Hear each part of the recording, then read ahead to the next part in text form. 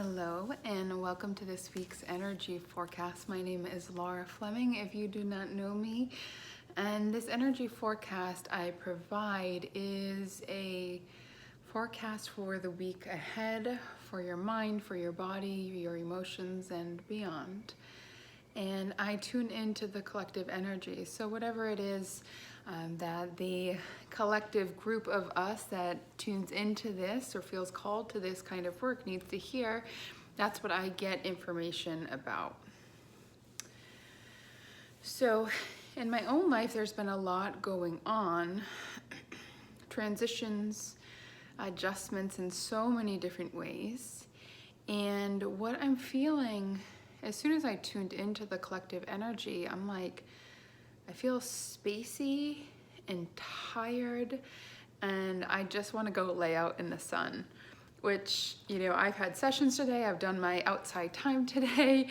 So it's so interesting to me when I tune into whether it's an individual's energy or the collective's energy, how much that influences me. Like I can really feel the fatigue going on.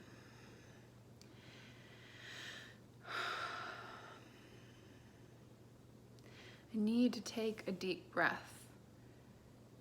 This antsy, excited, nervous, even anxious energy right now. It's important that we use the energy that's up for us to assist us in whatever kind of change or thing we're working through right now.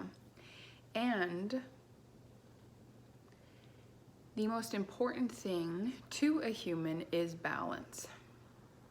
To have a perfect balance of anything, I do think that is quite challenging and maybe even impossible. I do feel like something's always a little bit off balance, and that helps us to focus more deliberately and to pay attention to the things that need rebalancing. And it's like, you know how it goes. You get one thing balanced and you're like, all right, we're good here. And then you're like, oh shit, there's another pile I have to try to balance out.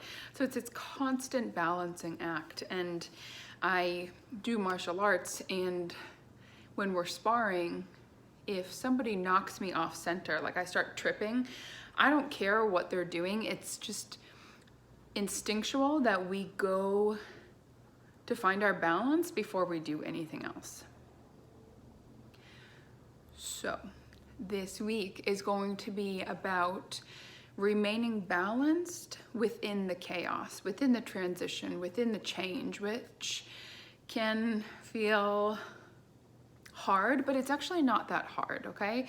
So what makes it hard is our expectations about how we think or we should do it, or how someone else is doing it, or how we need to do it in order to be successful. We need to just swipe that all off and trust that we as an individual, I, you, he, she, them, each person knows how to find their own balance. And it just got brought to my mind, my niece, who's gonna be 3 years old. She's a strong girl, and she's often running after her siblings, and she's not as well trained in finding her balance, right? She is still relatively new to this world, and when she's running, like she was running down a hill not too long ago, and I remember Brad, my fiance, saying like, oh, she's gonna eat it like this. She's going too fast, the head's starting to lean forward, and she did end up falling. But we as adults, we have a better understanding. Okay, when I run and I'm starting to get that kind of tipping sensation, I'm going too fast and I need to slow my roll down a little bit. We are so capable of doing that with our physical body. Maybe not everybody, but for most of us, it's pretty easy to know like, oh, this is too much exercise, this is too much sun, too much whatever it is.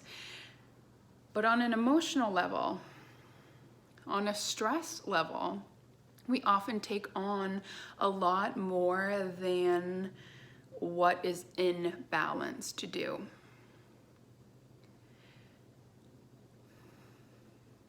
a big reason it feels really hard to find that balance is that we feel obligated to other people, our work, our perception of the way we are to other people, that we hold ourselves to unreasonable standards all the time. So we push and push and push and push, and then eventually you get to the point of such an imbalance, you hurt yourself. A physical illness manifests. You get a migraine and you're not capable of thinking, of even being in light. Causing tension within relationships where you have to take a day off work because you and your wife are just at each other and you need to give yourself a break. So this week, in this, I don't even want to say seeking of balance, but this sensing our balance, right? We are sensors. We really are. That's a really beautiful way. We're like thermometers, taking the temperature of things all the time.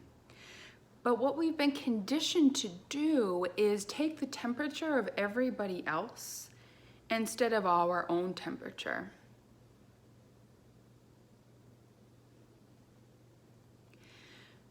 So with this balance sensing this week, it is a very simple thing to do. To be in balance this week, you're going to have to pay closer attention to how you feel, to what makes you feel good, to get the amount of rest that you need, to create space from work, to not be on your email this weekend or after 5 o'clock. You're going to sense it, and the way you'll sense it is the beautiful blessing and curse that we human beings have been given, which is our emotions. That is our sensor. That's what tells us too much, too little, just right. We're gifted with that, but also, everything that's a gift also has its flip side. So being emotional, it can be a challenge, especially if you've dedicated your life to tending to other people's emotions.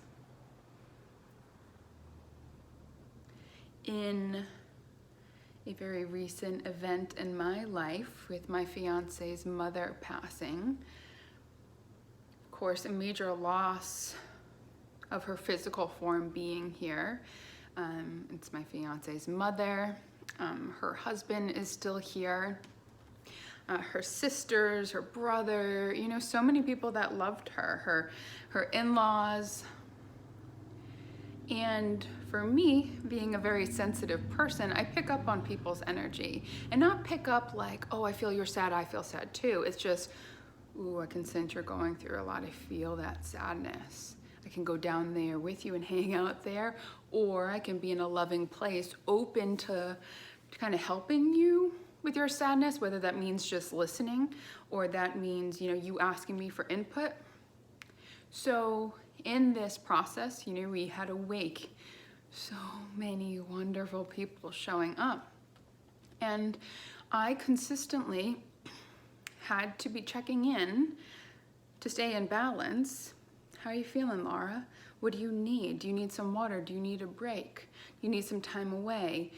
Do you need to relax your shoulders a little bit? Sensing, right? Continuing to take the temperature. The days leading up to the wake, phone calls and writing and talking and memories and just sensing, where am I at? Is this feeling good to me, or do I need some space? I came home on last Sunday to do yoga. I think I mentioned that. So wonderful for me to reset, to be just in my own energy. So this week, we can't clean everything up at once. That's not possible. You know, it's like checking everything off your to-do list that you'll ever have to do. That's just not possible. So choosing something that you want to focus on in particular that has felt out of balance, and you know you owe it to yourself to get that back in balance. Maybe it's eating. Maybe it is exercising or over-exercising, right? We could go over, under on any of these topics. Maybe it's emotional, either neglect or you've been too caught up in your own emotions and you want to be of service instead, to kind of be assistance to other people instead of kind of being in your own energy. Maybe it's rebalancing your relationships. Maybe you've spent some time, not talking to your friends or your family and you want to re-engage again. Maybe it's some sort of hobby of yours that either you've just been, knee deep in, or you've strayed away from because you just haven't been feeling it. Pick a topic for yourself that feels, I won't even say like really good. I would say whatever is kind of like popping up right now as I say this, that's probably the topic that would be most beneficial for you. And I will share that, as I'm saying this, I'm like, okay, because this guidance is for me as well. The topic that I would like to get back into balance is paying attention to my physical body and what would serve it best. I've had injuries going on, still kind of working through this shoulder injury. My hip's good now, so it's like, yeah, maybe I can re-engage with some lifting that doesn't incorporate my shoulder. I think that would feel really good for me. Okay, so now, I know I already exercised today, so tomorrow I'm gonna make a plan for myself to do that for myself. And oftentimes when we're re-engaging in something that brings us into balance, it's easiest first thing in the morning before you are able to convince yourself otherwise.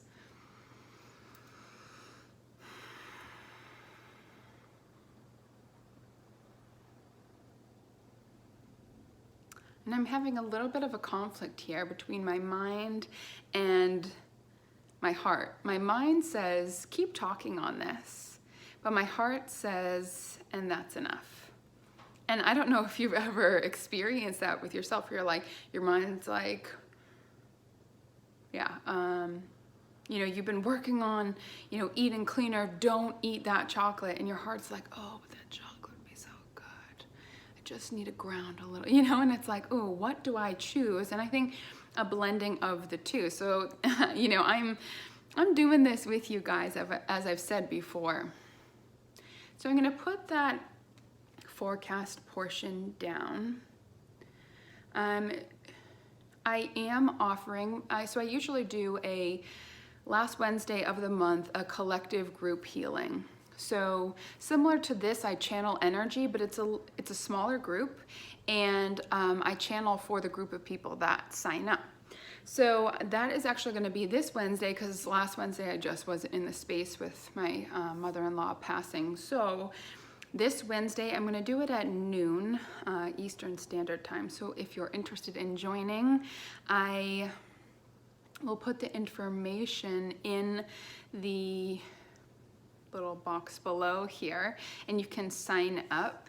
I will send you the call-in information. It's a conference call style, so it's a private conference line, and everyone joins who's signed up, but you can't see them, can't hear them. I mute everybody, and I record it, so if you can't make the noon or you get interrupted during the healing, you can always play it back.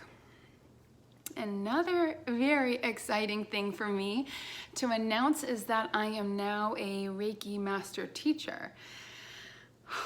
I have been wanting this for a really long time, and just how it's come about and the timing it has, I really do believe in divine timing, things coming to you just when you need it.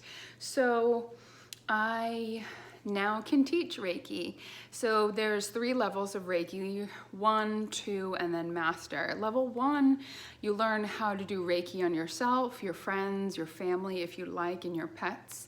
Level 2, you get a little bit more information, and at this level you could definitely start a practice. I started my practice when I was a level 2, and I just became a master at the beginning of quarantine in March. So I had had a business for almost 4 years before I became a master, and now I'm a teacher. So level 1 is just if you plan to kind of keep it to yourself, and you can always choose later. So I'm going to be offering that. You know, I do like the group thing, but with COVID and everything, I want to keep it smaller, and it really is an intimate experience to be attuned to this energy, to receive these really sacred initiations into Reiki. I find one-on-one is really just what I'm feeling. So if you're interested, I would be happy to talk to you. I'm not going to just kind of put it on my website for anyone to sign up. Not that I'm going to judge you whether you're ready or not. Really, anyone can do this. Child, adult, man, woman, it doesn't matter. Reiki is for everybody. It's a universal energy. So if you're interested, my email will be in the box below with the sign up information for Wednesday's healing. So you can just reach out to me there. And as always, I thank you for showing up, for calling in this energy about balance and giving me some great perspective. Take good care. Until next time, take good care of you.